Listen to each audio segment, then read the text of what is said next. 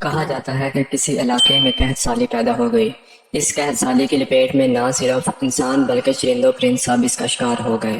مویشی مالکان بے حد پریشان تھے۔ اس دوران ایک مسجد کے مولوی نے جمعہ کے خطبے میں نہایت یقین کے ساتھ یہ بات بتائی کہ اللہ کا نام لے کر یعنی بسم اللہ پڑھ کر دریا کو حکم دیا جائے تو وہ بھی نافرمانی نہیں کرتا۔ خطبہ سننے والوں میں ایک چرواہا بھی موجود تھا۔ مولوی کی یہ بات اس کے دل میں اتر گئی اور اس بات پر اس کا یقین کامل ہو گیا۔ اس نے واپس آ کر اپنی بکریاں کھولیں اور سیدھے دریا پر چلا گیا۔ اونچی آواز سے بسم اللہ الرحمن الرحیم پڑھا اور دریا کو کہا وہ اپنی بکریاں چروانے کے لیے دوسرے پار جانا چاہتا ہے اور اسے کہا کہ مجھے اپنے اوپر سے گزرنے دے۔ یہ کہہ کر اس نے اپنی بکریوں کو لیا اور دریا پر چلتا ہوا دریا پار کر گیا۔ دریا کے دوسری طرف کا علاقہ گھاس سے پڑا ہوا، درختوں کے پتے بھی سلامت تھے کیونکہ کسی کو یہاں تک آنے کی رسائی نہیں تھی۔ اس نے خوب اچھی طرح اپنی بکریوں کو سیر کروایا اور واپس لوٹ آیا۔ پھر یہ اس کا معمول بن گیا کہ وہ بکریاں پار چھوڑ کر واپس آ جاتا اور شام کو جا کر بکریاں واپس لے آتا۔ اس کی بکریوں کا وزن دوگنا چگنا ہو گیا۔ لوگ چون گئے اور اس سے پوچھا کہ وہ اپنی بکریوں کو کیا کھلاتا ہے۔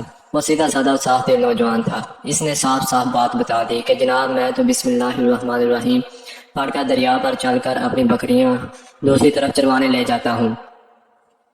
یہ بات سب نے سنی مگر کسی نے اس چرواہے کی بات پر یقین نہیں کیا کیونکہ یہ ناقابل یقین بات تھی، مگر بات ہوتے ہوتے مولوی صاحب کے پاس پہنچ گئی۔ مولوی صاحب نے اس چرواہے کو بلایا اور سارا ماجرا پوچھا۔ اس چرواہے نے مولوی صاحب کو ہی حوالہ بنا لیا کہ مولوی صاحب میں تو آپ کا شکریہ ادا کرنے والا تھا۔ آپ نے جمعہ کے خطبے میں جو نسخہ بتایا تھا کہ بسم اللہ کہہ کر دریا کو بھی حکم دو تو وہ بھی انکار نہیں کرتا، تو میں تو بس آپ کے نسخے پر عمل کر رہا ہوں۔ مولوی صاحب حیرت سے اس کے چہرے کو دیکھتے رہے۔ مولوی صاحب نے کہا بھائی صاحب ایسی باتیں تو ہم ہر جمعہ میں کرتے ہیں، فقط ان کا مقصد لوگوں کا ایمان بنانا ہوتا ہے۔ مگر بکریوں والا ڈٹا رہا کہ میں تو بسم اللہ کہہ کر پانی پر چلتا ہوں اور بکریوں سمیت پانی پار چلا جاتا ہوں۔ آخرکار مولوی صاحب نے صبح خود یہ تجربہ کرنے کی ٹھانی، جسے دیکھنے چرواہے سمیت پورا علاقہ بھی آ گیا۔ مجمع زیادہ تھا۔ مولوی صاحب نے ایک دو بار سوچا کہ انکار کر دوں کہ کہیں ڈوب نہ جاؤں، مگر وہ جو مولوی صاحب کو کندھے پر اٹھا کر لائے تھے اب بھی جوش و خروش سے اللہ اکبر کے نعرے لگا رہے تھے اور مولوی صاحب کے حق میں تعریفیں کر رہے تھے۔ آخرکار مولوی صاحب نے اپنے ڈر کو دور کرنے کے لیے ایک رسا منگوایا۔ پہلے اسے ایک درخت کے ساتھ باندھا، پھر اپنی کمر کے ساتھ باندھا، پھر ڈرتے ڈرتے ڈھیلا ڈالا، بسم اللہ پڑھا اور دریا پر چلنا شروع ہو گئے۔ مگر پاؤں ہی رکھا تھا کہ پانی میں گر گئے۔ مولوی صاحب ڈبکیاں کھانے لگے اور پانی کے بہاؤ میں بہنا شروع ہو گئے۔ لوگوں نے کھینچ کھینچ کر باہر نکالا۔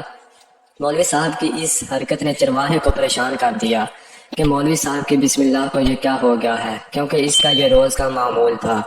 اس کے اپنے یقین میں کوئی فرق نہ آیا۔ اس نے بسم اللہ کہہ کر بکریوں کو پانی کی طرف اشارہ کیا اور خود ان کے پیچھے چلتا ہوا پار چھوڑ کر واپس بھی آ گیا۔ لوگ اسے ولی اللہ سمجھ رہے تھے اور اس کے حق میں نعرے لگا رہے تھے، مگر وہ سب سے بے نیاز سیدھا سادہ انسان تھا۔ وہ مولوی صاحب کے پاس پہنچا اور کہا مولوی صاحب میں آپ کی بسم اللہ کی تعریف سے کافی پریشان تھا، مگر پانی پر چلتے ہوئے مجھے آپ کی بسم اللہ کی بیماری کا پتہ چل گیا۔